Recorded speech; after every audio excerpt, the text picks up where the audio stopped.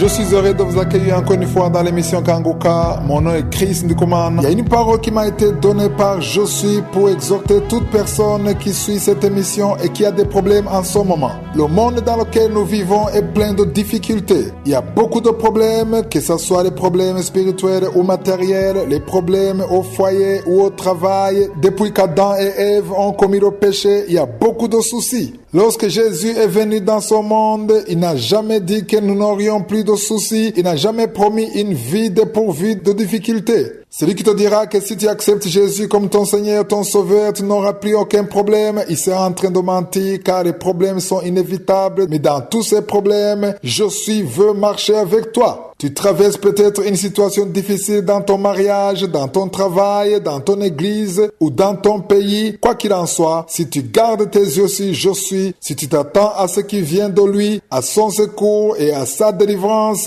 tu auras la victoire. Tu ne vivras pas éternellement dans tes problèmes. Quand on traverse une situation difficile, on a l'impression que ça ne finira jamais. Mais je t'assure que si tu choisis de garder les yeux sur Je suis, si tu choisis de l'inviter dans ta vie, de prier tous les jours, si tu prends la décision de ne pas te confier dans les humains ou dans ton intelligence, si tu gardes tes yeux sur Dieu, tu verras sa main.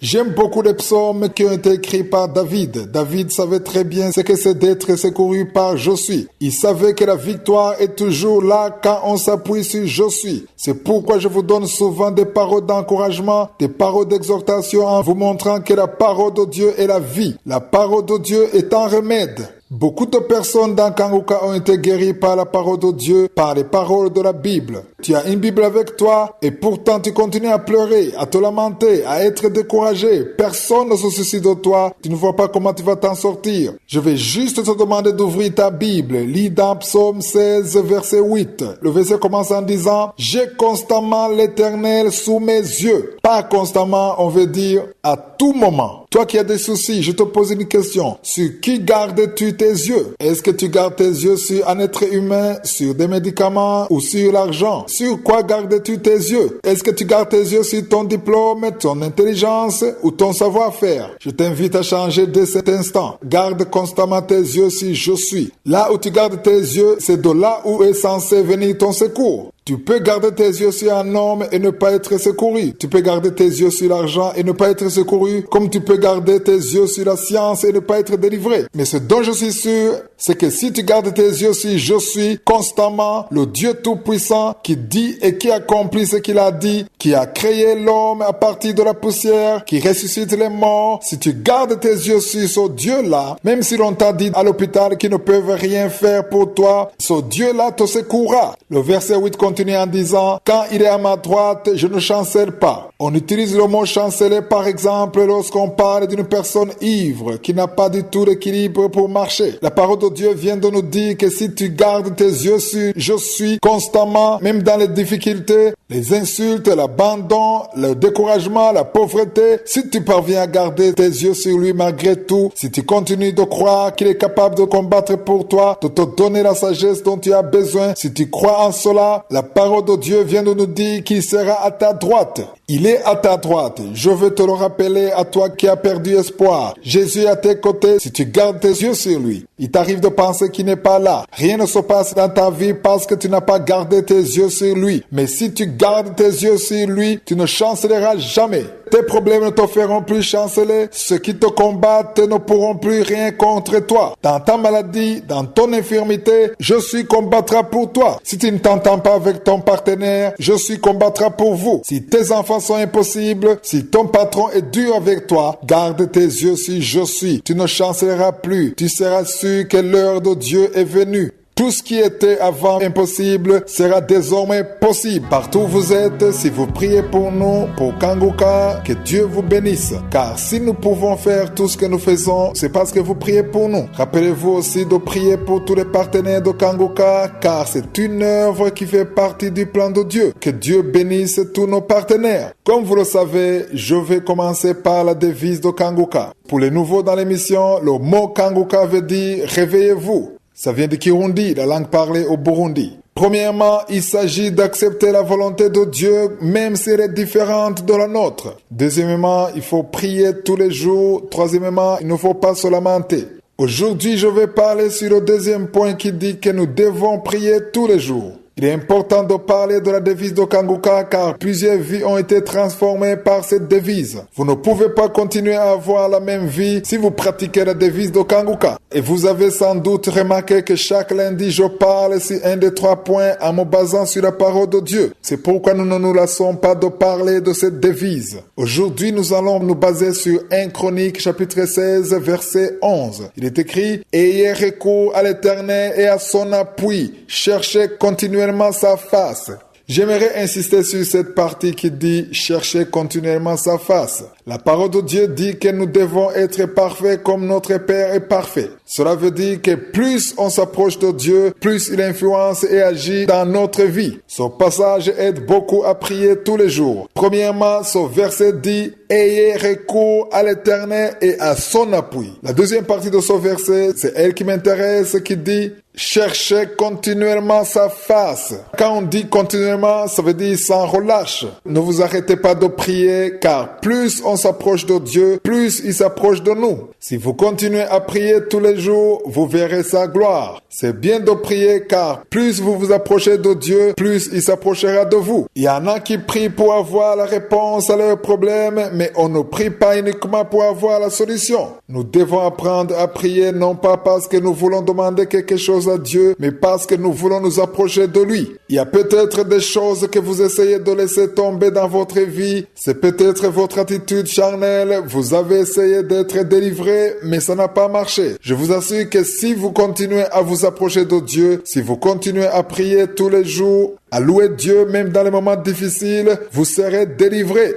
Nous devons apprendre à louer Dieu dans les moments difficiles. Même quand ça ne va pas, rends grâce à Dieu, parlez de sa grandeur. Atteignez le niveau où vous sentez que vous ne pouvez pas quitter votre maison sans prier, sans parler avec « Je suis ». Priez continuellement. Certains prient uniquement le dimanche, mais nous devons prier tous les jours. Si Dieu vous a réveillé, priez en le remerciant. Dites-lui que vous l'aimez, que vous croyez en lui et que vous vous appuyez sur lui. Dans le verset que nous avons lu, nous avons vu que Dieu est notre appui. Dites-lui que vous ne pouvez rien faire sans lui. Je veux que tous ceux qui suivent cette émission aient l'habitude de dire qu'ils ne peuvent rien faire sans « Je suis ». Demandez toujours à Dieu de sonder votre cœur et de corriger tout ce qui ne va pas. Je suis marchera avec vous si vous priez tous les jours sans cesse. Si vous continuez à chercher sa face, il y a quelque chose de spécial qui va se passer. Votre vie ne pourra jamais rester la même. J'aimerais encore une fois vous rappeler l'importance de préparer sa journée dans la prière. Il n'y a rien de plus merveilleux que de commencer la journée avec « Je suis ». Je le dis parce que je sais que vous êtes nombreux à suivre cette émission et avoir été transformés par cette parole qui concerne le fait de préparer sa journée. Vous avez un témoignage qui montre bien l'importance, la puissance qui se manifeste quand on commence la journée avec « Je suis ». Avez-vous déjà pris le temps de penser que vous commencez la journée avec le Dieu qui a créé le ciel et la terre, le Dieu qui vous connaît et qui a créé toutes les personnes que vous craignez dans son monde? C'est Je suis qui a créé toutes ces personnes, toutes les montagnes qui sont devant vous. Tous les problèmes qui sont devant vous, Je suis est au-dessus de tout cela. Il est au-dessus de tous les mauvais esprits qui veulent vous faire du mal, qui veulent vous tuer. Je suis est au-dessus de ces puissances du mal. Là où tout semble perdu, Je suis est capable de vous délivrer. La journée qui va commencer,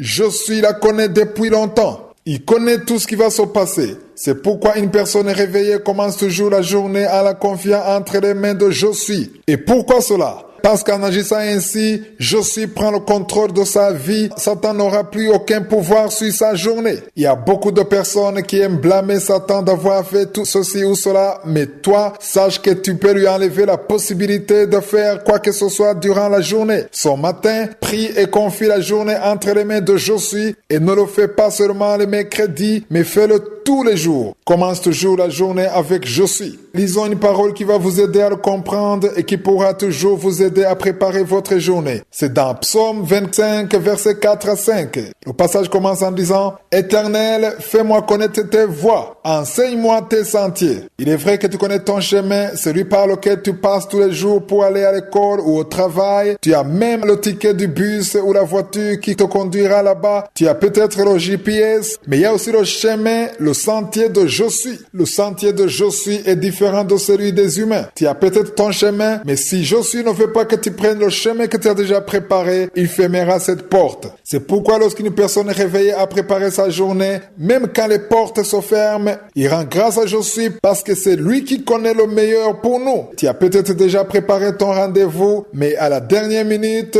le rendez-vous peut être annulé. Et tu ne comprendras pas pourquoi ça n'a pas marché, mais après tu pourras comprendre que c'est Jésus qui est à l'origine de tout cela. Lorsque tu confies ta journée entre les mains de Jésus, il prend le contrôle de ta vie, il fermera certaines portes et en ouvrira d'autres car tu lui as donné accès, tu lui fais confiance. Tu ne pourras donc pas te lamenter pour les portes qui seront fermées ou pour ce qui n'a pas marché comme tu l'espérais parce que tu lui as tout confié. Le verset 5 dit: conduis-moi dans ta vérité et instruis-moi. J'aime beaucoup ce passage. L'instruction revient à chaque fois. Une personne réveillée désire toujours apprendre. Elle désire savoir quel langage adopter, l'attitude à avoir, le comportement qu'il faut. Dieu changera tes pensées, ton langage au fur et à mesure que tu prieras pour ta journée. Et si tu agis ainsi, quelque chose va changer dans ta vie. C'est pourquoi le verset 5 continue en disant: car tu es le Dieu de mon salut, tu es toujours mon espérance. Si tu écoutes cette émission tôt le matin, c'est d'ailleurs ce que je vous invite tous à faire. Tous les jours, nous vous donnons cette émission à 4h du matin sur l'application Kangoka. Si donc tu écoutes cette émission tôt le matin, il faut que tu apprennes à commencer toujours la journée avec Je suis.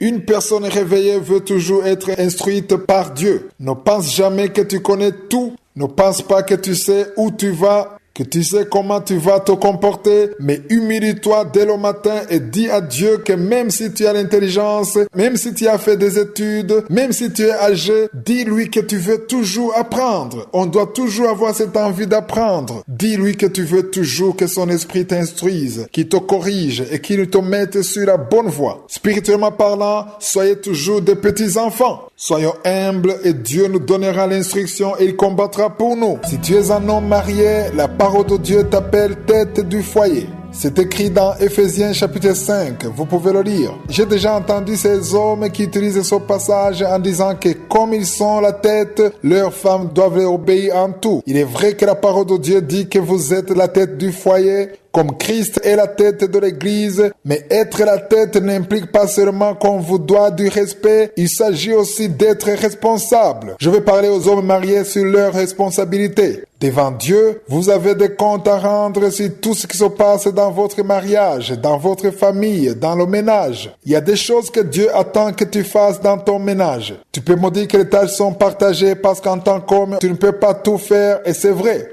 C'est pour cela que Dieu t'a donné une femme, une aide parce que tu ne peux pas tout faire. Tu as des enfants, des domestiques à la maison peut-être, mais ce que je veux te dire aujourd'hui, c'est que dans tout ce qui se passe dans ta famille, la première personne responsable devant Dieu, ce n'est pas ton enfant, ce n'est pas ton serviteur, ce n'est même pas ta femme, mais c'est toi. Tu ne vas pas expliquer à Dieu que c'est elle qui a fait ceci ou cela, qui a mal agi. Même si ça peut être vrai, ça peut être la faute de ton enfant, ça peut être la faute de ta femme, mais c'est à toi que Dieu demandera des comptes, premièrement. Car tu es la tête, tu as un rôle primordial dans ta famille. La première chose que tu dois faire en tant que tête de famille, c'est prier pour ta famille. Prie pour ta femme, prie pour tes enfants, pour tous ceux qui sont dans ta maison, prie pour toute la maison. En tant qu'homme, tu as une grande responsabilité devant Dieu. L'exemple de la Bible que je vais vous donner, c'est dans Genèse 3, versets 8 à 9. Depuis le premier verset, nous voyons ce qui est arrivé à Adam et Ève. C'est le premier couple que Dieu a créé. Nous sommes tous descendants d'Adam et Ève sans considérer la couleur de notre peau ou notre origine. Nous sommes tous nés un jour. Chacun d'entre nous est né d'une femme, peu importe qui vous êtes ou ce que vous êtes. Adam, lui, n'est pas né d'une femme. Dieu l'a créé à partir de la poussière. Ève est sortie de l'une de ses côtes. J'aimerais vous montrer dans ce passage que Dieu leur avait donné des instructions. Il leur avait dit ce qu'il ne fallait pas faire et ce qu'il fallait faire.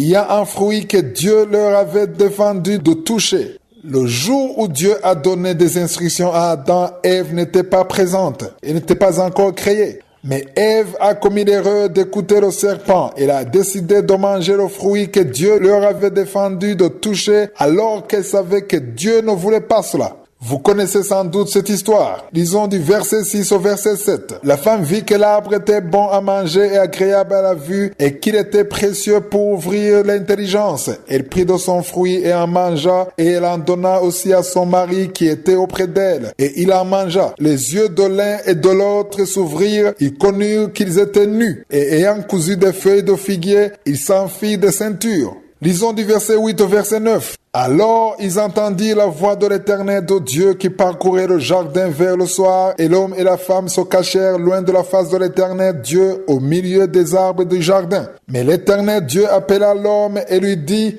où es-tu? Là, nous voyons que Dieu s'est adressé à Adam et pas à Ève. De la même façon, si tu es la tête de ton foyer, il y a des problèmes qui pourront surgir dans ta maison. Tu as la responsabilité sur tout ce qui se passe dans ta maison. Adam s'est défendu en disant que ce n'est pas lui, mais la femme que Dieu lui a donnée. Mais en tant qu'homme, tu ne peux pas t'expliquer en disant que c'est ta femme ou ton enfant. Tu dois prendre cette responsabilité. Aux hommes qui m'écoutaient, priez pour vos familles et je vous conseille de jeûner pour que Dieu intervienne. Prenez l'habitude de parler à vos enfants, à vos conjoints pour que vous soyez au courant de tout ce qui se passe dans votre famille. Vous pouvez vous dire que vous donnez l'argent et donc c'est suffisant, mais ce n'est pas suffisant. Il faut entrer dans la vie de vos enfants, dans la vie de votre femme. Vous avez des comptes à rendre à Je suis en ce qui concerne votre famille. Je rends grâce à Dieu pour toutes les personnes qui sont délivrées, sauvées à travers cette émission, pour tous ceux qui acceptent Jésus dans leur vie. Ils deviennent des personnes réveillées et ils ont compris que le ciel existe. Je vous le dis souvent, il nous arrive d'oublier que le ciel existe parce que nous sommes distraits par toutes sortes d'enseignements qui nous font aimer beaucoup le monde et qui nous font oublier le ciel. Dans ce monde, il y a beaucoup de problèmes. Tout le monde a des problèmes. Même si vous avez de l'argent, vous avez des problèmes. Personne ne peut dire qu'il n'a pas de soucis. Dans ce monde, il y aura toujours des soucis. Ce que nous ne devons pas oublier, c'est que nous sommes des pèlerins. Nous avons une destination. Une personne réveillée sait très bien qu'elle a une destination. Un jour, tu mourras. Peu importe ton âge, si tu es jeune ou pas, ce qui est sûr, c'est qu'un jour tu mourras. Et je te pose une simple question. Est-ce que tu sais où tu iras le jour où tu mourras? Chaque vendredi, dans cette émission, j'ai toujours le souhait de vous faire comprendre qu'il y a une excellente voie. Jésus lui-même a dit qu'il est le chemin, la vérité et la vie. C'est écrit dans Jean 14, verset 6. Il est le chemin pour avoir la vie éternelle. Je souhaite à toute personne qui m'écoute d'avoir la vie éternelle. Lisons dans Marc 13, verset 35 à 37. Il est écrit: veillez donc, car vous ne savez quand viendra le maître de la maison, ou le soir, ou au milieu de la nuit, ou au chant du coq, ou le matin. Par ce passage, nous comprenons que personne ne sait quand Jésus viendra. C'est pourquoi nous devons nous préparer pour sa venue. Comment est-ce qu'il faut se préparer? On se prépare en se repentant. Si tu vis dans le péché, je parle à toi qui vis dans l'adultère, dans la fornication. Il y a des personnes qui m'écoutent qui vivent en concubinage. Vous n'avez jamais fait le mariage avec cet homme ou cette femme avec laquelle vous vivez. Arrêtez cette relation. C'est un péché qui peut vous empêcher d'aller au ciel. Tu as un mari, mais tu vis dans l'adultère avec un autre homme. Répands-toi. Toi qui vis dans le mensonge, répands-toi. Et que le sang de Jésus te délivre. Prépare-toi pour la venue de Jésus. Le verset 36 dit: craignez qu'il ne vous trouve endormi à son arrivée soudaine. Jésus ne va pas vous prévenir en vous disant qu'il arrive. Il l'a déjà dit et le jour où il viendra, personne ne le sait. Il peut venir le matin, au milieu de la semaine, au milieu du mois. Il peut venir au milieu de l'année. Personne ne sait quand il va venir. D'un moment à l'autre, il peut venir. La parole de Dieu vous demande de vous préparer. Séparez-vous du péché. Séparez-vous de tout ce qui ne plaît pas à Dieu et sanctifiez-vous. C'est une chose très importante que Jésus est en train de dire. Lisons verset 37. Il est écrit: ce que je vous dis, je le dis à tous. Veillez. On voit bien qu'on insiste sur le verbe veiller. Veiller, c'est s'attacher à Jésus, c'est marcher dans sa parole. Il faut être sûr que tu t'es repenti, que tu es mis à part. Tu ne peux pas veiller étant dans une vie de péché. Tu ne peux pas veiller si tu vis dans la jalousie, dans la convoitise, dans l'adultère, dans le vol, dans le mensonge, etc. Si tu es en train de faire des choses qui ne sont pas correctes, la parole de Dieu ne te voit pas comme quelqu'un qui veille. Une personne qui veille vient à Dieu, elle s'examine. Là où Dieu lui montre de corriger, elle se corrige. Il faut te repentir et quitter cette vie qui ne plaît pas à Dieu pour que le jour où Jésus viendra, tu sois prêt. Ça ne sert à rien d'avoir beaucoup d'argent si vous n'êtes pas sûr que si Jésus venait, il vous prendrait avec lui. Est-ce que si Jésus venait, tu monterais avec lui? Si ce n'est pas le cas, alors il faut te repentir et l'accepter comme ton Seigneur et ton Sauveur. Je salue tous ceux qui prient pour cette émission. Nous rendons grâce à Dieu et nous aussi, nous prions pour vous. J'aimerais que toute personne qui prie pour l'émission Kanguka sache que nous aussi nous prions pour ceux qui prient pour cette œuvre. Même si nous ne vous connaissons pas, nous prions pour vous. Nous prions pour tous ceux qui prient pour nous, pour l'équipe Kanguka et qui demandent à chaque fois que Dieu bénisse cette œuvre. Nous prions pour vous et nous rendons grâce à Dieu pour vous. Comme je le fais souvent, j'aimerais encore une fois vous rappeler de prier pour l'équipe Kanguka et pour nos partenaires car ils ont besoin de vos prières. Priez également pour leur famille afin que Jésus se manifeste et que son œuvre avance. Chaque lundi, je commence l'émission en vous parlant de la devise de Kanguka. Pour le nouveau dans l'émission, le mot Kanguka veut dire réveillez-vous. Ça vient du Kirundi, la langue parlée au Burundi. Premièrement, nous devons accepter la volonté de Dieu, même lorsqu'elle est différente de la nôtre.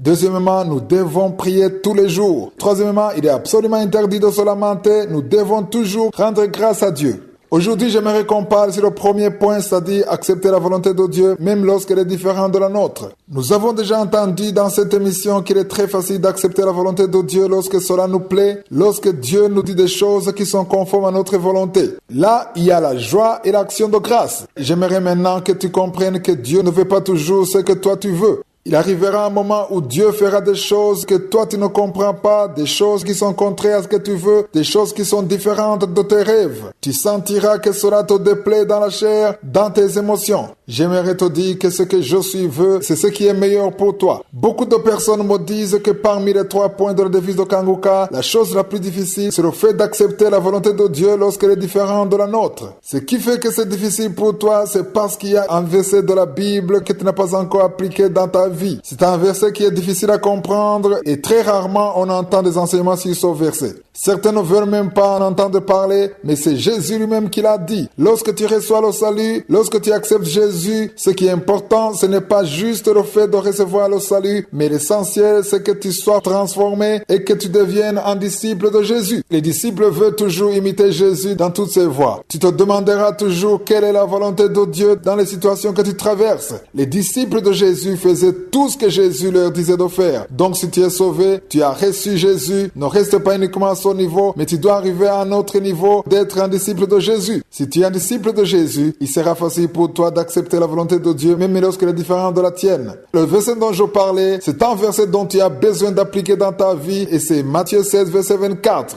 Alors Jésus dit à ses disciples, si quelqu'un veut venir après moi, qu'il renonce à lui-même, qu'il se charge de sa croix et qu'il me suive. J'imagine que vous tous qui m'écoutez, vous voulez suivre Jésus. Renoncer à soi ne veut pas dire commencer à se faire du mal, mais c'est choisir de privilégier les intérêts de Jésus plutôt que tes propres intérêts. Tu mets de côté tes intérêts pour choisir ceux de Jésus. La croix est un signe de la mort. Tu dois arriver à un point où tu ne vis plus, tu dois mourir à toi-même. Il faut que tu arrives à dire comme Paul quand il dit que ce n'est plus lui qui vit, mais que c'est Christ qui vit en lui. Tu dois mourir à ta nature charnelle, ta volonté, tes goûts, tes préférences, ce que tu aimes.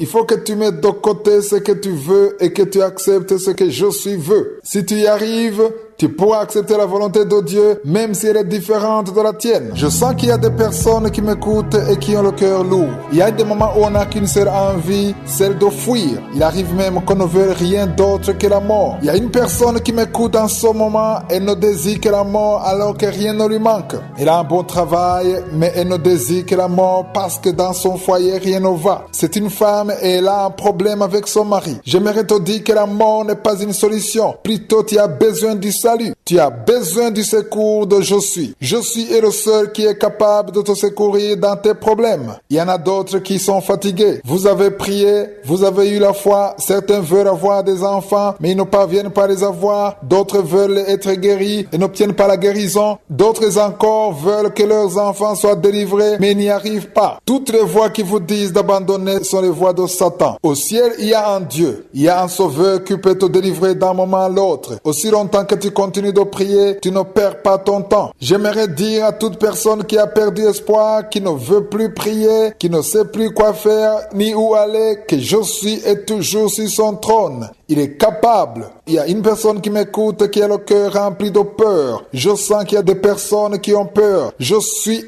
capable. Il est capable de te secourir. Peut-être qu'on te dit que devant toi il y a la mort, mais je suis celui qui a ta vie entre ses mains. Ne sois pas découragé. Ne perds pas espoir. Ton secours viendra de je suis. Il y a une parole que je veux vous donner pour encourager toute personne qui se sent abattue, qui a peur, qui a perdu espoir. Je te demande de lire dans Ésaïe 12, verset 2. Il est écrit: Voici Dieu est ma délivrance. Je serai plein de confiance et je ne craindrai rien. S'il y a quelque chose que tu crains, je te demande de confesser avec ta bouche que je suis et ton salut et mets ton espoir en lui. Ce verset continue en disant: L'Éternel est ma force et le sujet de mes louanges, c'est lui qui m'a sauvé. Il ne faut pas attendre de dire ces choses quand tu seras délivré, mais commence à prononcer ces paroles maintenant même et confesse-les dans la foi. Je vais attirer votre attention sur la partie qui dit: L'Éternel est ma force. Où se trouve ta force? Je veux que tu comprennes que ta force, ton salut, ton secours se trouve en je suis. Il est le seul capable à pouvoir te tirer de là. Il est le seul qui peut te guérir. Il est le seul qui peut te donner cet enfant. J'aimerais que tu gardes tes yeux sur je suis. Dis-le avec assurance. Je suis est capable. Il est capable de te secourir, de tracer pour toi le chemin. Il est capable de te relever, de te donner son travail, de te donner le salut, de te délivrer de l'adultère, de la fornication. Il est capable de délivrer ton mari, ta femme. Il est capable de sauver ton enfant. Il est capable de délivrer ton enfant qui est atteint de l'épilepsie. Il y a une personne qui a un enfant qui souffre de l'épilepsie. Je suis est capable de délivrer ton enfant. Il est capable de délivrer ton enfant qui est lié par la fornication. Je suis est ton salut. Peu importe la maladie que tu as, les problèmes que tu traverses, aie confiance que je suis est ton salut. Confesse-le chaque matin. Dis-lui que tu lui rends grâce parce qu'il est ta force. Je ne dis pas que tu n'as pas de force. C'est vrai, Dieu t'a donné une certaine force. Il t'a donné de l'intelligence, des amis, des connaissances. Mais dis-toi toujours qu'il est ta force. Il est le seul qui peut te délivrer. Le seul qui peut faire ce qu'aucun humain ne fera pour toi. Ce que l'argent ne peut pas faire. Ce que les médicaments ne peuvent pas faire. Ce que la science ne peut faire. Tout est possible à je suis. Il y a une parole que je vais vous partager en rapport avec la direction divine. Il faut donner de l'attention à ta journée dès le départ. Lorsque tu te réveilles, ne te lève pas en te lamentant, ne commence pas à te demander ce qui va se passer. Tu as peut-être des rendez-vous, des programmes qui ne sont pas nécessairement bons pour toi. Peut-être qu'il y a des problèmes que tu vas affronter. Tu ne sais même pas comment tu vas t'en sortir, mais dans tout cela, commence la journée avec je suis. Dis-toi que tu as un Dieu au ciel, un guide, quelqu'un qui te donne la force, qui t'a créé. Tu ne t'es pas créé, mais tu es un créateur. Si tu es en train de m'écouter ce matin, c'est parce que tu t'es bien réveillé. Tu es peut-être malade, mais cela ne t'empêche pas d'écouter ce message. Ton oreille fonctionne bien. Si ton oreille fonctionne, c'est je suis qui a permis que ton oreille fonctionne pour que tu puisses entendre ces paroles. Lisons dans Ésaïe 48, verset 17. Les paroles que nous allons lire, ce n'est pas un scientifique qui les a écrites, ce n'est pas un sage qui les a écrites, ce n'est pas Paul qui les a écrites ou Jean, ce n'est même pas un autre disciple, ce n'est pas non plus Ésaïe, mais il est écrit: Ainsi parle l'Éternel, ton Dieu,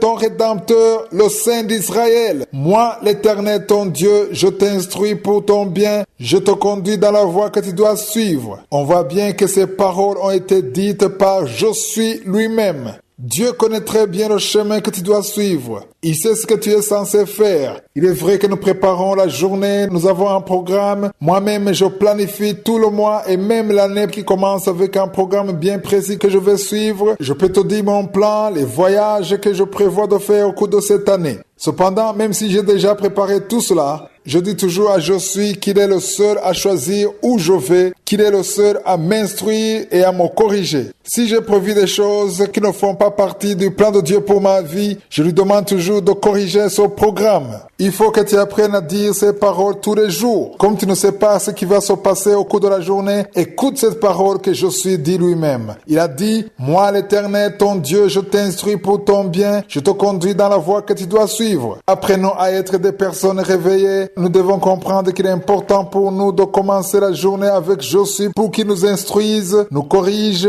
qu'il nous éloigne de tout ce qui ne vient pas de lui. Je dis toujours que celui qui a déjà compris comment préparer sa journée ne peut pas se lamenter parce qu'il y a des choses qui n'ont pas bien marché. Même s'il s'agit d'une autre personne qui a tout fait rater, si tu as préparé ta journée, je suis été avec toi depuis le début, cette personne n'aurait rien pu faire si Josué ne lui avait pas permis. Je ne sais pas si vous remarquez une certaine contradiction. Tu commences la journée avec Josué, tu lui confies tous tes programmes, tu lui confies ta journée et tu as prévu un rendez-vous avec quelqu'un et tu rates ce rendez-vous. Peut-être la personne n'est pas venue ou alors la route était bloquée ou la voiture ne démarre pas ou tu n'as pas eu le bus. Il survient un problème qui fait que tu ne vas pas à ton rendez-vous et tu commences à être malheureux parce que le programme n'a pas eu lieu. Tu commences même à accuser Satan et tu oublies Josué, c'est lui avec qui tu as commencé ta journée. C'est pourquoi lorsque des choses pareilles se passent, il faut dire merci à Dieu car tu as commencé la journée avec lui. C'est lui qui l'a permis. Il y a une raison pour laquelle cela n'a pas marché. Tu vas donc rendre grâce au lieu de te lamenter. Commence ta journée, garde tous tes espoirs en Josué et accepte qu'il est celui qui a l'autorité sur toute ta journée. Je veux parler aujourd'hui aux parents. Que dit la parole de Dieu sur le temps présent? Il y a une certaine attitude qui se manifeste parmi les enfants de Dieu, une attitude de légèreté. Le diable a sa propre façon de nous distraire et nous ne voyons plus ce que nous faisons ou alors nous voyons d'une façon simple une situation qui ne l'est pas. Et souvent nous suivons ce que le monde nous propose. Lisons dans 2 Timothée chapitre 3 versets 1 à 4. Paul écrit à Timothée en disant: sache que dans les derniers jours, il y aura des temps difficiles. Je dirais qu'aujourd'hui, les temps sont plus difficiles par rapport à cette époque où Paul écrivait cela. Les versets 2 à 3 disent: car les hommes seront égoïstes, amis de l'argent, fanfarons, hautains, blasphémateurs, rebelles à leurs parents, ingrats, irréligieux, insensibles, déloyaux, calomniateurs, intempérants, cruels, ennemis des gens de bien, traîtres, emportés, enflés d'orgueil, aimant le plaisir plus que Dieu. C'est ça le monde dans lequel nous vivons. Les paroles que nous venons de lire nous montrent dans quelle époque nous sommes. Vous avez reçu une certaine éducation. Si vous êtes parent, quand vous étiez enfant, le monde n'était pas tel qu'il est aujourd'hui. L'Esprit de Dieu est en train de me pousser à vous dire que vos enfants ont besoin de votre attention.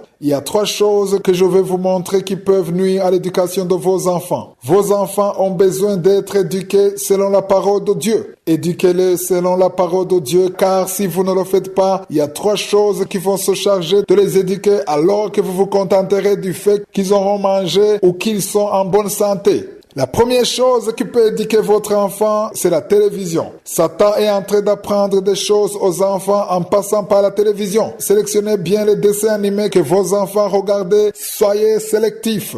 Tu ne peux pas dire à ton enfant de regarder n'importe quel dessin animé. Aujourd'hui, Satan utilise cela pour apprendre aux enfants l'impudicité, la fornication, ses œuvres. Il faut choisir lesquelles montrer à vos enfants. Il y a des émissions que les enfants ne doivent pas regarder selon leur âge.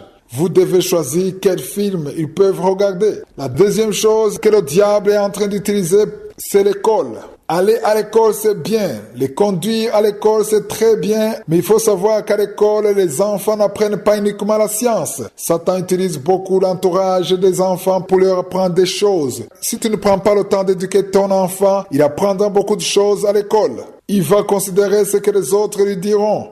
Des choses qui n'ont rien à voir avec la science et qui le met loin de la parole de Dieu. La troisième chose que Satan utilise, c'est le téléphone. Il faut juger si votre enfant est à l'âge d'avoir un téléphone. Priez pour vos enfants, car ils ont accès à des téléphones qui ont Internet et ils peuvent voir des choses qu'ils ne sont pas censés voir. Ce que l'Esprit de Dieu m'a inspiré à vous dire, c'est qu'il faut prier pour vos enfants, parler avec vos enfants et partagez-les la parole de Dieu. Faites qu'ils aiment la parole de Dieu, car ce n'est que la parole de Dieu qui les secourra, car nous sommes dans des temps difficiles. Si vous ne prenez pas garde, Satan s'en prendra à vos enfants en passant par ces 3 canaux et il détruira la vie de vos enfants. Nous allons encore une fois parler de la vie éternelle. Je suis très content de parler de la vie céleste. J'aimerais que tous ceux qui m'entendent aiment le ciel. Chacun d'entre nous devrait se réjouir que le ciel existe et que Dieu l'a préparé pour son peuple. La première chose qui m'attire dans la vie céleste, c'est la paix. Au ciel, il n'y aura plus de douleur, plus de pleurs, il n'y aura plus de lamentation, plus de deuil. Le ciel est une très bonne chose que Dieu a préparée pour les hommes. C'est pourquoi il a envoyé son Fils pour qu'il meure, afin que celui qui croit en lui ait la vie éternelle. Je reviens toujours sur la vie éternelle les vendredis parce que je veux informer aux éditeurs de Kanguka que nous tous, nous avons été appelés pour la vie éternelle.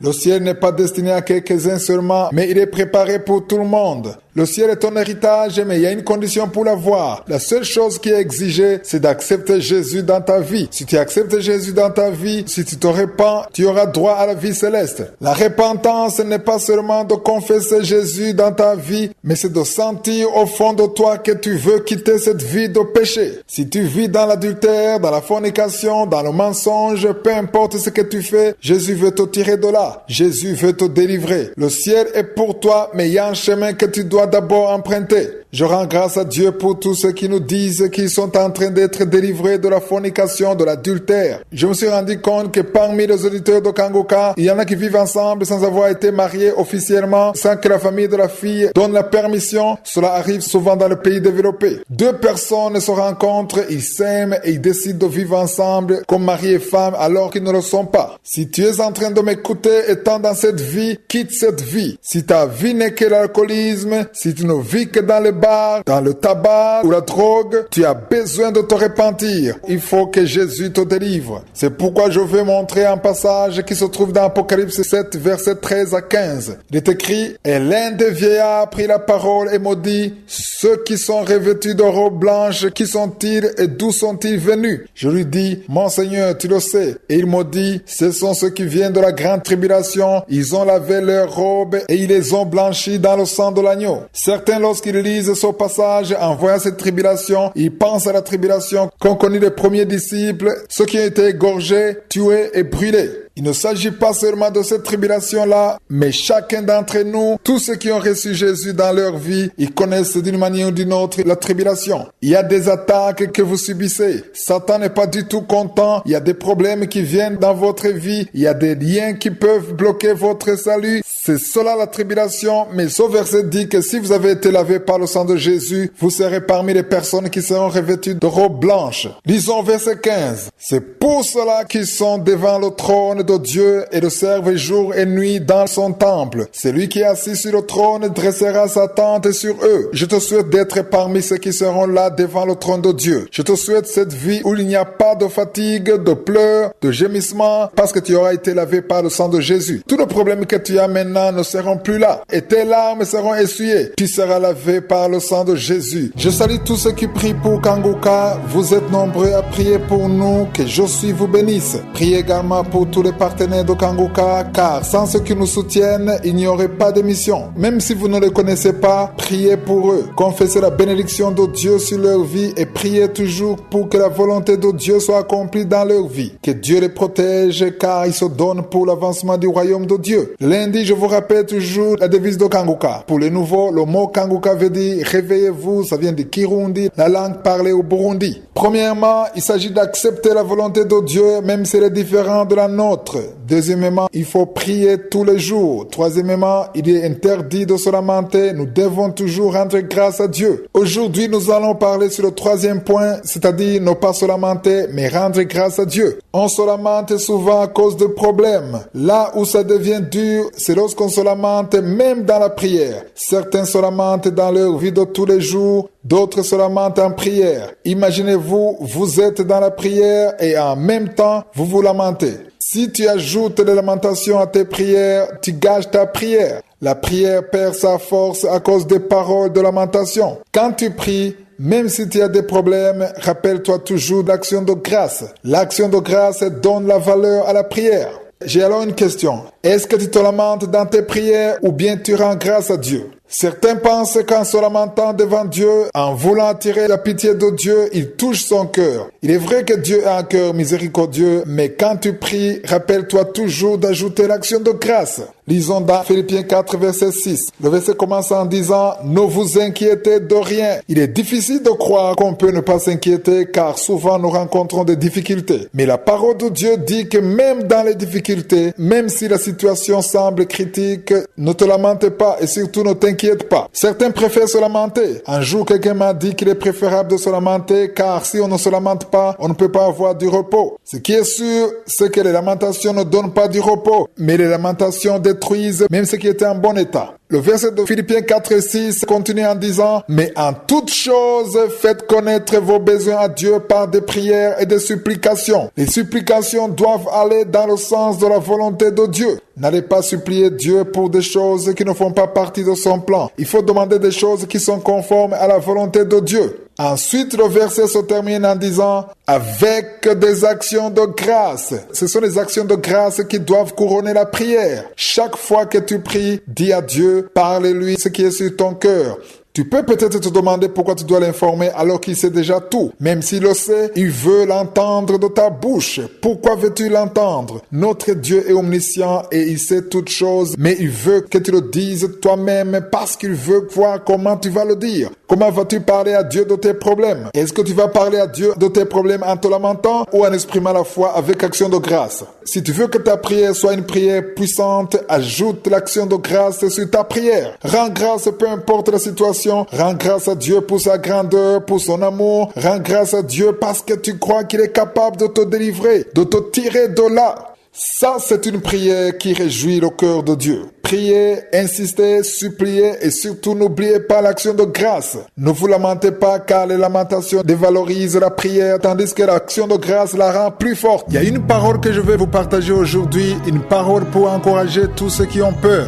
Parmi vous, il y en a qui ont peur pour leur avenir, ils ont peur pour leur mariage, ils ont peur pour leurs études. Tu ne sais pas comment tu vas payer les frais pour tes études ou comment tu vas payer ton loyer. Tu as peur que ton enfant ne guérisse jamais. Peut-être que le médecin t'a dit que ton enfant ne va pas guérir. Il y a une dame qui m'écoute à qui on a dit que son enfant ne va pas guérir. Qu'est-ce que tu fais quand tu as peur? Comment est-ce que tu réagis? Si tu laisses ta peur te dominer, c'est elle qui va te dire quoi faire. Si tu ne choisis pas de faire ce que la parole te dit de faire, ta peur va te désorienter. C'est pourquoi la plupart fuient dans l'alcool, dans la drogue, dans les plaisirs du monde. Ils cherchent à s'amuser pour fuir les problèmes. J'aimerais te dire que tu ne pourras pas toujours fuir tes problèmes à moins de te réfugier en Je suis. Je suis est le seul qui peut te secourir. Il est le seul à pouvoir résoudre tes problèmes. Basons-nous sur la parole de Dieu. Lisons dans Psaume 56, versets 3 et 4. Dans d'autres versions, il s'agit de versets 4 et 5. Il est écrit « Quand je suis dans la crainte, en toi je me confie. Je me glorifierai en Dieu, en sa parole. Je me confie en Dieu, je ne crains rien. Que peuvent me faire des hommes ?» Je vais te poser une question. En qui mets-tu ta foi? La plupart disent qu'ils croient en Dieu. Mais que veut dire croire en Dieu? Si tu crois en Dieu et que tu crois en Jésus-Christ et que tu sais que Dieu est ton Père, tu n'auras plus peur. Quel genre de père laisserait son fils en difficulté? Qui est-ce qui tournerait le dos à son fils sachant qu'il a des problèmes? Quel parent ne ferait-il pas tout ce qui est en son pouvoir pour aider son enfant en difficulté, même si l'enfant est dans un autre pays, loin de son père? Nous sommes tous d'accord qu'aucun parent ne peut être indifférent à la souffrance de son enfant. C'est pourquoi le verset 3 dit « Quand je suis dans la crainte, en toi je me confie. » Peu importe la situation que tu traverses, tu es en train de te lamenter, tu passes toutes les nuits dans les pleurs, tu as perdu espoir, tu ne sais plus quoi faire. Mais si tu crois en Dieu, il faut que tu changes tes pensées. Le Dieu en qui tu crois te voit. Le verset 4 dit « Je me glorifierai en Dieu, en sa parole, je me confie en Dieu, je ne crains rien. » Que peuvent me faire des hommes? Ça, c'est une bonne question. Que peut te faire un homme? Il pourra toujours te faire peur. Il te montrera qu'il est puissant, qu'il a le plein pouvoir sur ta vie. Mais si tu crois en Dieu, tu ne seras point confus. Dieu se soucie de toi. Il connaît ton problème. Il connaît toutes tes factures. Le problème que tu trouves accablant devant Dieu, c'est peu de choses. C'est rien du tout devant Dieu. La maladie que les médecins ne peuvent pas soigner, devant Dieu, même celui qui est mort ressuscite. Il n'y a rien qui est impossible à Dieu. N'aie plus peur, ne désespère plus, ne te lamente plus, ne dis plus que tu n'as pas de chance, ne dis plus que tes malheurs n'arrivent qu'à toi, ne pense plus à tes problèmes, mais dis-toi qu'il y a une raison pour laquelle je suis là permis et il est le seul capable de te secourir et de te tirer de cette boue de ces hommes. Je suis est le seul qui a le dernier mot. Détache tes yeux de tes problèmes, ne désespère plus, ne perds plus ta paix, garde la paix dans ton cœur, sache qu'il y a un Dieu au ciel qui t'aime, qui prend soin de toi, qui a la solution, la réponse à ton problème. Je vais vous partager aujourd'hui une parole très importante, une parole qui pourra vous aider et vous permettre de tenir face à beaucoup de choses. Il y a des paroles courtes dans la Bible mais qui sont très puissantes. Il y a beaucoup de choses qu'on protège. Par exemple, lorsque tu sors de ta maison, tu fermes la maison avec une clé. Tu as une voiture, si tu veux laisser la voiture dans le parking, tu fais ce que la plupart font, c'est-à-dire fermer la voiture à clé. Très peu de personnes laissent leur voiture non fermée. Tu te sens rassuré d'avoir fermé ta maison à clé, d'avoir verrouillé la voiture. Tu te sens mieux de savoir que ton argent est dans un compte bancaire bien protégé. Tu veux sentir cette protection. Ce qui est triste, c'est que très peu de personnes pensent protéger leur cœur. C'est de ton cœur que viennent les sources de la vie. Tout ce que nous essayons de protéger, l'argent, les voitures, les comptes, ce ne sont que peu de choses, des choses qui ont une fin. Mais est-ce que tu te rappelles de protéger ta vie? Qu'est-ce qui devrait être protégé plus que tout? Lisons dans Proverbe 4, verset 23. Je veux qu'on comprenne que chaque matin, il y a une chose qu'on doit protéger plus que tout, plus que protéger la maison, protéger ton coffre-fort ou ta voiture. Il y a une chose que tu devrais protéger plus que tout. Dans Proverbe 4, 23, il est écrit « Garde ton cœur plus que toute autre chose, car de lui viennent les sources de la vie. » Nous sommes censés protéger notre cœur chaque matin. Fais cet exercice tous les jours. Demande à Dieu de protéger ton cœur plus que tout, car c'est la première chose que Satan cherchera à attaquer. Le cœur est la source de tout. C'est le centre des émotions. C'est de là que viennent les lamentations. Si ton cœur est protégé, même dans les situations difficiles, tu pourras tenir. Lorsque tu prépares la journée, il faudra aussi préparer ton cœur. Il faut donc confier toute ta journée, toutes tes circonstances entre les mains de Dieu. Ainsi, rien ne pourra te faire peur ou t'effrayer. Rien ne pourra te pousser dans les lamentations ou dans le désespoir, aussi longtemps que tu sais que ta journée est sous le contrôle de Je suis. Protège ton cœur. Beaucoup de choses pourront survenir. Tu recevras peut-être des appels, de mauvaises nouvelles, des nouvelles qui vont te faire peur, t'effrayer, parce que c'est dans ton cœur qu'il y a les sources de la vie. Beaucoup tombent dans le piège de Satan parce qu'ils n'ont pas préparé leur journée. C'est pourquoi il faut confier ton cœur à Dieu. Il y a beaucoup de choses que Satan peut avoir préparées contre toi, des choses qui sont censées te perturber, te faire peur, semer des doutes en toi, mais demande à l'Esprit de Dieu de te donner la force. C'est ça la prière que je veux que tu fasses. Prie ainsi chaque matin, confie-toi en Dieu, confie-lui ton cœur. Demande à Dieu de te donner la soif d'écouter chaque fois la parole de Dieu. Chaque fois que mes enfants vont dormir, je prie pour eux. Je demande toujours à Dieu de leur donner la soif d'écouter la parole de Dieu. C'est très important de confesser cela sur vos enfants et sur vous-même. Il est donc important de prier chaque matin, de prier pour ton cœur. Confie-le à Dieu et surtout garde-le plus que toute autre chose. J'aimerais encore une fois parler sur les traditions, les coutumes, les choses qu'on fait sans savoir vraiment pourquoi. Il y a un verset sur lequel je reviens souvent, c'est Romains 12, verset 2. Il est écrit « Ne vous conformez pas au siècle présent, mais soyez transformés par le renouvellement de l'intelligence, afin que vous discerniez quelle est la volonté de Dieu, ce qui est bon, agréable et parfait. » Il est important de se séparer du système du monde. Il est vrai qu'il y a des choses du monde dont nous avons besoin dans la vie de tous les jours. C'est pour cela que tout ne peut pas être exclu. Par exemple, la technologie nous aide à avancer, mais il y a d'autres choses que Satan porte dans son monde et les gens suivent sans savoir ce qu'ils font. Ici, je m'adresse plus particulièrement aux chrétiens, aux personnes sauvées. Ils ne doivent pas suivre le système du monde sans savoir ce qu'ils font. Aujourd'hui, au moment où je vous parle, il y a beaucoup de personnes qui sont en train de m'écouter, qui connaissent Dieu, qui sont sauvées, mais qui pensent qu'aujourd'hui, c'est un jour spécial. Le jour de la Saint-Valentin. Quand je demande à certains d'entre eux, ils disent que c'est la fête des amoureux. Mais si on considère l'histoire, j'ai essayé de me documenter. Vous pouvez aussi consulter mon site christdikumana.org. En bas, vous verrez différentes rubriques. Cliquez sur le lien de la fête de Saint-Valentin. Vous verrez ce que j'ai écrit à propos de cela. Vous allez comprendre d'où est venue cette fête et l'impact qu'elle produit sur les êtres humains. L'origine de cette fête est même liée à l'idolâtrie. Là, je parle de la christianisation des fêtes païennes. Les chrétiens ont accepté de célébrer quelque chose dont ils ignorent l'origine. Au moment même où je vous parle, peu importe le pays dans lequel vous êtes, plusieurs ont prévu de commettre le péché de la fornication parce que c'est la fête de Saint-Valentin. Il y a un esprit qui pousse les gens dans ce péché. Quand je parle ainsi, il y a peu qui le comprennent. Les autres disent disent qu'ils s'aiment et donc rien d'autre ne compte. Mais je veux parler à deux groupes de personnes. Premièrement, aux couples mariés. Comprenez ici que si tu es un homme marié, ce n'est pas seulement le jour de la Saint-Valentin que tu es censé dire à ta femme que tu l'aimes. Tu devrais le lui dire tous les jours. Tu ne vas pas l'aimer le jour de la Saint-Valentin, mais il faut l'aimer tous les jours et c'est aussi valable pour la femme. Tu ne dois pas respecter et aimer ton mari un seul jour, mais tu dois le faire tous les jours. Je vous invite donc à lire ce que j'ai écrit sur ce site. Vous verrez l'origine de la fête de Saint-Valentin. Nous ne devons pas nous identifier au monde. Nous ne devons pas nous conformer au siècle présent. Qui est Valentin? Lisez ce texte, vous verrez son identité. C'était un moine. Il a été tué le 14 février 269 et on l'appelait le patron des amoureux. Il a été tué pour avoir marié des couples contre l'ordre de l'empereur Claude II.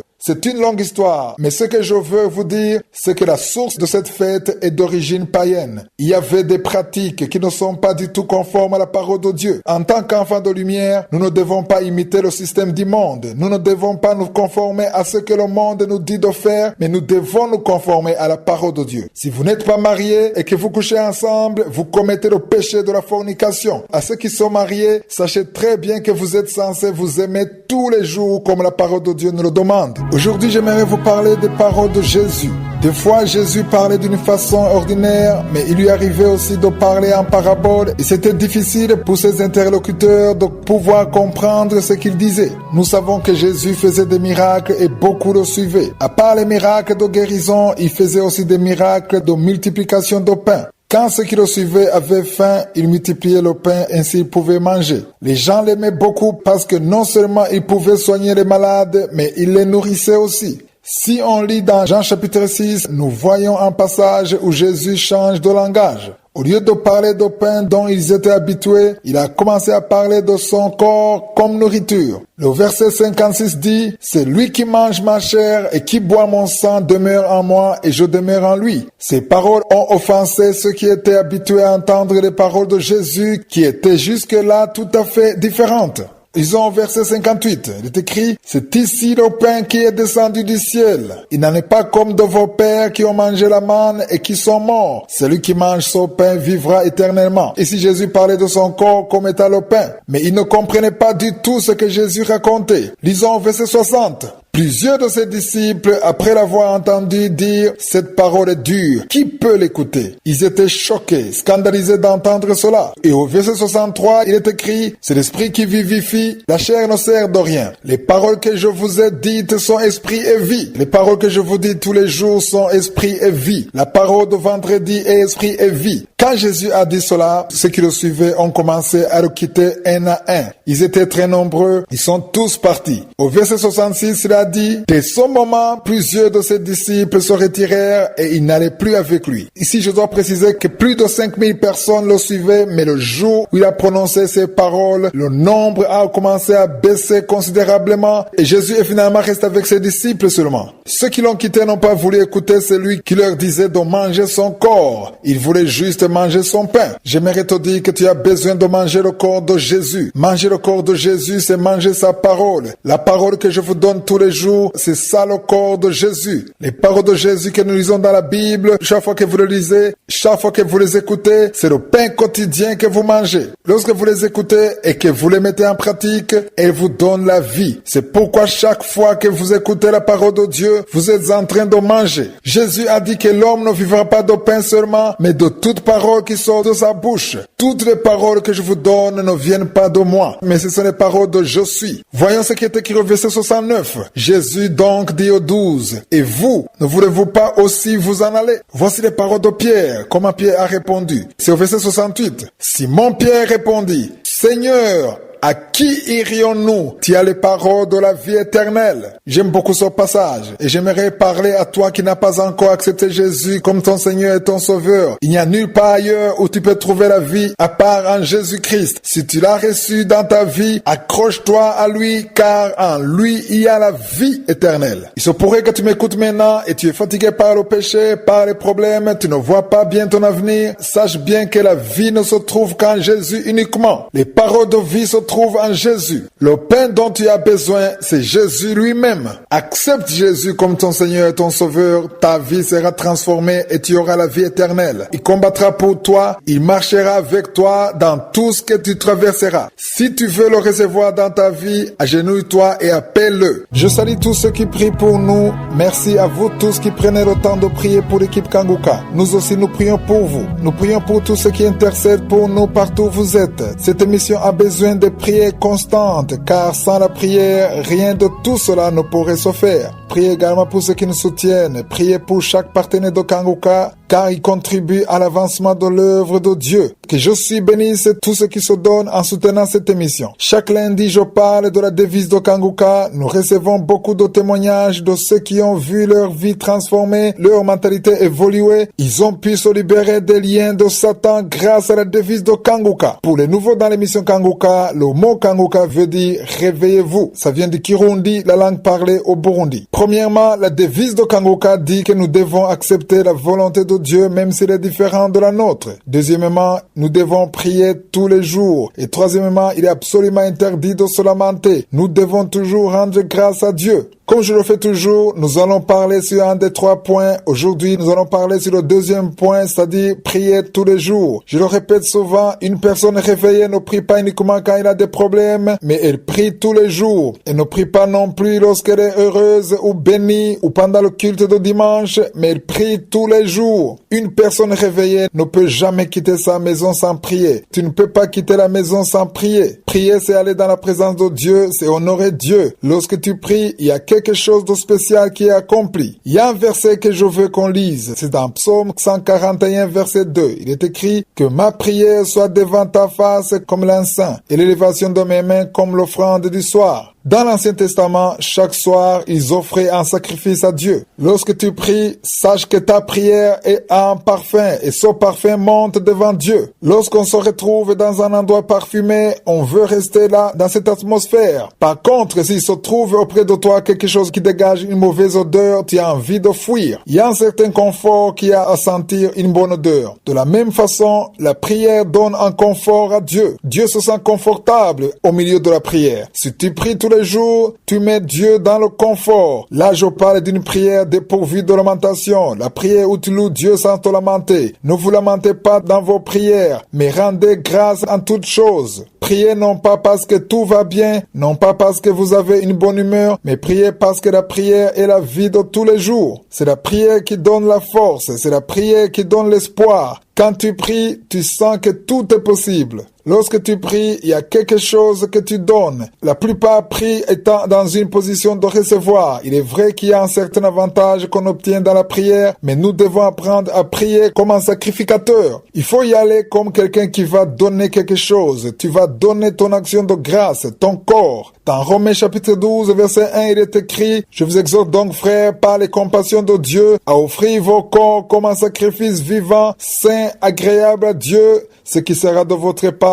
un culte raisonnable. » Quand tu pries, tu dois renoncer à toi-même. Tu dois oublier ton confort, ton bien-être, ton sommeil, tes problèmes. Il faut aller devant Dieu dans le nom de Jésus et rappelle-toi toujours que chaque fois que tu vas devant Dieu, il y a quelque chose de spécial que tu lui donnes et cela lui plaît surtout lorsque tu n'as aucune envie de prier. Continuons à lever nos mains vers Dieu. Il faut qu'on lui dise qu'il est le Dieu qui est capable. Nous devons prier dans les bons et les mauvais moments. Ne prie pas uniquement dans les bons moments, mais prie également dans les mauvais moments. Je vous encourage donc de rester en connexion avec Je suis tous les jours. Je vais aujourd'hui m'adresser à tous ceux qui sont devant une situation impossible. Il y a une chose que tu veux, même dans ton cœur, tu sens que c'est la volonté de Dieu, mais il y a une voix qui te dit que ce n'est pas possible. Tu te regardes, tu considères tes origines, ta famille, et tu te dis qu'il y a une vie que tu ne peux pas avoir. Tu sens que tout est limité. Il y a un problème qui demande des moyens financiers pour être résolu. Malheureusement, tu n'as pas ces moyens. Le médecin t'a dit que tu ne pourras pas guérir. Tu viens de passer pas mal d'années à attendre le mariage en vain. Tu as attendu d'avoir un enfant et les médecins te disent que c'est impossible. Tout le monde te dit que c'est impossible. Il y a des situations que tu regardes avec tes yeux et toi-même tu vois que c'est impossible. Tu te dis que tu ne peux pas avoir ce travail, que ta femme ne pourra pas changer, que ton enfant restera tel qu'il est. Il y a des choses qui visiblement sont impossibles. Même la science prouve que c'est impossible. La science prouve qu'on ne peut pas avoir un enfant après avoir atteint la ménopause. Je vais parler à tous ceux qui se sentent fatigués, désespérés. Vous avez attendu, vous avez prié, vous êtes arrivé à un point où vous êtes fatigué. Tu t'attends à ce que ta situation change, mais au lieu que ça change, ça s'empire. Tu t'attendais à ce que ton enfant soit délivré, mais au lieu de cela, sa situation ne fait que s'empirer. Tu as attendu que ton mari soit délivré de l'alcool, mais au lieu qu'il change, la situation devient de plus en plus difficile. Certains d'entre vous, vous préférez même quitter ce monde parce que la situation est devenue intenable. La bonne nouvelle que j'ai pour vous ce matin, c'est que la parole de Dieu dans Matthieu 19, verset 26 dit que ce n'est pas une parole que moi je vous donne, mais c'est une parole que Jésus lui-même vous donne. Cette parole dit, aux hommes cela est impossible, mais à Dieu tout est possible. Que veut dire tout est possible? C'est tout ce que tu considères comme impossible. Là où tu te dis que tu ne peux pas y arriver, Dieu est capable de tracer le chemin pour toi. Tu te dis que tu ne peux plus avoir d'enfants, mais Josué te dit que c'est possible. Tu te dis que ton mari ne peut plus changer, mais Josué te dit que ce que tu considères impossible, il peut le rendre possible. Ta situation, ton mariage qui est en feu, devant Dieu tout est possible. Il peut tout mettre en ordre. Quelle est la condition pour que ça change? Tu as juste besoin de croire en cette parole. Confesse cette parole à chaque fois, que ce soit le matin ou pendant la journée. Continue de croire qu'il est capable de tracer le chemin pour toi. Il est capable de mettre le chemin là où il n'y a pas de chemin. Si tu crois que c'est possible, Josué viendra dans ta vie et il prouvera à tout le monde que c'est possible. Je veux qu'on comprenne une chose, lorsque tu crois que c'est possible, Dieu passe par le moyen de ta foi et il peut montrer aux autres que ce qui était impossible devient possible. Si tu crois que c'est possible, même quand Dieu va t'exaucer, tu vas lui rendre grâce, tu ne seras pas étonné parce que tu savais dès le départ que c'est possible à Dieu. Lorsque Jésus a voulu ressusciter Lazare, il a dit, Père, je te rends grâce de ce que tu m'as exaucé. Il a dit cela avant la résurrection de Lazare. Il savait que Dieu était capable de le faire. Si tu crois que Jésus est capable de te délivrer, de te tirer de cette situation, commence à lui rendre grâce de ce qu'il est capable de faire. Commence à rendre grâce même quand tu ne l'as pas encore vu et à travers ta foi, Dieu le montrera à tout le monde, tout ce qui t'entoure. Le jour où il le fera, tu ne seras pas étonné car tu savais que pour Dieu tout est possible. Si avant aujourd'hui tu n'avais pas cette foi, je te demande de commencer à le confesser dès aujourd'hui parce que devant Dieu, rien n'est impossible. J'aimerais encore une fois vous dire comment il faut prier pour votre journée chaque matin. Certains prennent à la légère la volonté de Dieu. Nous devons prier pour que nous soyons capables d'accepter la volonté de Dieu. C'est le premier point de la devise de Kanguka. Je le dis souvent et surtout le lundi. Cela a aidé pas mal de personnes. D'autres me disent qu'ils le veulent, mais que c'est difficile pour eux. Je ne suis pas en train de dire que c'est facile. Mais que faut-il faire pour mettre cela en application? Chaque matin, quand tu te réveilles, prie pour que Dieu te permette d'accepter la volonté de Dieu. Cela demande la force et la grâce de Dieu. Et surtout lorsque ta volonté est différente de celle de Dieu. Lorsque la volonté de Dieu est conforme à ce que tu veux, c'est facile de l'accepter. C'est même une bénédiction. Tu es content et tu témoignes aussi. Mais lorsque cela est différent de ce que tu veux, cela devient difficile. C'est pourquoi, pour pouvoir l'accepter comme il le faut, tu dois prier pour cela et tous les matins. Le jour où j'ai eu la révélation de ce que je suis en train de vous dire, j'ai commencé à prier chaque matin. Chaque matin, quand la journée commence, je prie pour que j'accepte ce qu'il a préparé pour moi, non pas par contrainte ou dans la colère, mais dans la joie. Laissez-moi vous montrer un verset que je veux qu'on lise. C'est dans Colossiens chapitre 4, verset 12. C'est un verset qui m'a beaucoup transformé en ce qui concerne le fait d'accepter la volonté de Dieu. Il est écrit, « Epaphras qui est des vôtres vous salue, serviteur de Jésus-Christ, il ne cesse de combattre pour vous dans ses prières. » Epaphras était un Colossien. Il était également un intercesseur. Il combattait non pas pour lui-même, mais pour les Colossiens. Est-ce que toi aussi tu pries pour les tiens? Est-ce que tu pries pour ton pays? Est-ce que tu pries pour ton église? Est-ce que tu pries pour le pays qui t'a accueilli? Lorsqu'on combat dans la prière, il y a quelque chose qui est accompli. Le verset continue en disant, afin que parfait et pleinement persuadé, vous persistiez dans une entière soumission à la volonté de Dieu. Je suis en train de continuer à lire Colossiens 4, verset 12. L'église de Colossiens était une bonne église, une église qui se portait bien et qui était dans la vérité. Mais Epaphras priait pour eux afin qu'ils persistent dans une entière soumission à Dieu. Être entièrement soumis à la volonté de Dieu veut dire accepter complètement, totalement la volonté de Dieu, même lorsqu'elle est différente de la tienne. Pour y arriver sans te lamenter, cela demande une certaine force qui vient de la prière. Chaque fois que tu pries pour ta journée, demande à Dieu de te donner la grâce qui te permet d'accepter sa volonté, même si elle est différente de la tienne. Il faut que tu acceptes de tout lâcher et de te réjouir de ce que je suis fait dans ta vie, même lorsque ça te déplaît.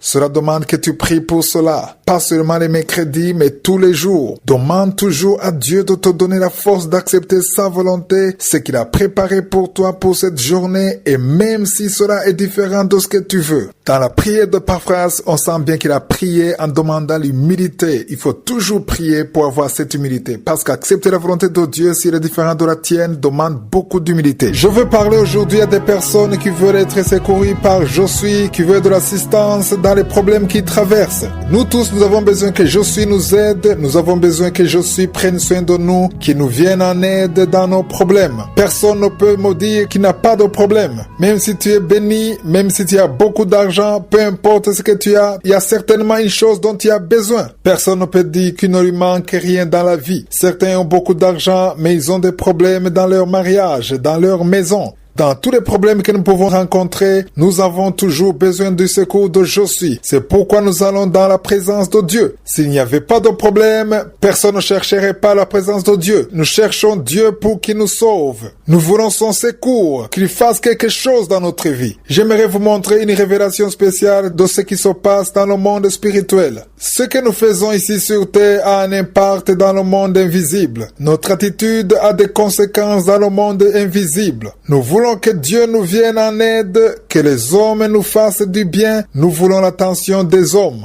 Quelle est notre attitude dans la vie de tous les jours? Il y a des choses que Dieu t'a données, des bénédictions. Dans tout ce qu'il t'a donné, y a-t-il au moins une personne qui rend grâce à Dieu pour ce que tu as? Y a-t-il quelqu'un qui bénéficie de ta bénédiction? Je ne suis pas en train de parler aux riches, mais je parle à toute personne qui a reçu quelque chose venant de Dieu. Y a-t-il quelqu'un avec qui tu partages ce que tu as reçu? Je ne parle pas non plus de l'argent seulement, mais cela peut être les connaissances que tu as acquises, la maison que tu as. Est-ce que tu partages ce que tu as avec les autres? Est-ce que tu aides ton prochain? Tu as reçu la parole de vie? Est-ce que tu la partages avec les autres? Si tu es un fonctionnaire, tu as sûrement un salaire mensuel. Est-ce que tu bénis quelqu'un d'autre? Il y a quelqu'un d'autre qui bénéficie de ce que Dieu te donne. Je ne parle pas de ta femme, ni de tes enfants. Non, je parle d'une autre personne en dehors de ta famille, parce que c'est naturellement d'assister ta propre famille. Tout ce que tu fais, c'est une semence que tu sèmes et tu récolteras au temps convenable. Dans Genèse 6, verset 7, il est écrit, « Ne vous y trompez pas, on ne se moque pas de Dieu. C'est qu'un homme aura semé, il le moissonnera aussi. Si tu es en train de s'aimer la haine, tu récolteras la haine. Si tu es en train de s'aimer l'égoïsme, tu récolteras l'égoïsme. Si tu ne veux pas te soucier des autres, si tu ne veux pas que les autres reçoivent quelque chose de toi, quand tu auras des problèmes, les autres ne vont pas non plus t'aider.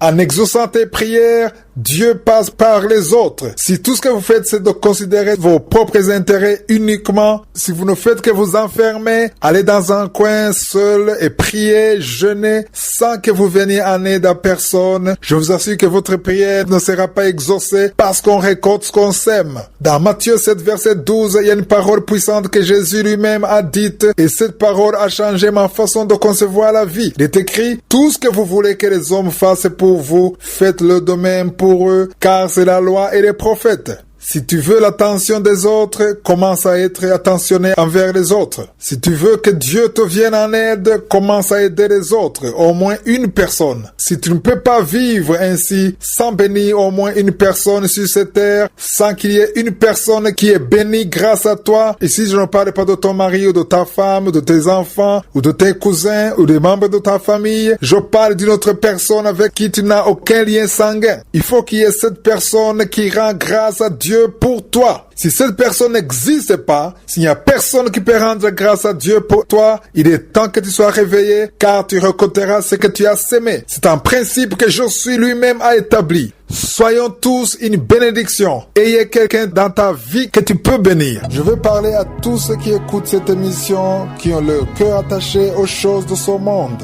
Parmi ceux qui m'écoutent, il y a une catégorie de personnes qui aiment le monde, les choses du monde. Ils pensent que leur vie, leur avenir est dans ce monde uniquement. Je veux qu'on comprenne le monde tel que la parole le décrit. Il y a une nouvelle terre que Dieu a préparée pour tous ceux qui l'aiment. C'est cette terre que nous voulons tous habiter un jour. C'est la nouvelle Jérusalem. J'en ai déjà parlé dans cette émission. Il y a une façon selon laquelle vous devez concevoir la vie à laquelle vous attachez tant d'importance. Dans la Bible, on nous parle de Salomon. On nous dit qu'il avait une intelligence, une sagesse plus que tous ceux qui ont vécu avant lui, même après lui, jusqu'aujourd'hui. J'aimerais te dire que si tu crois avoir une certaine intelligence, tu n'es pas plus intelligent que Salomon. Salomon était plus intelligent que tout autre être humain sur cette terre. Il a eu une capacité élevée de comprendre les choses du monde. Salomon a traversé beaucoup d'épreuves. La Bible nous dit qu'il avait 700 femmes et 300 concubines.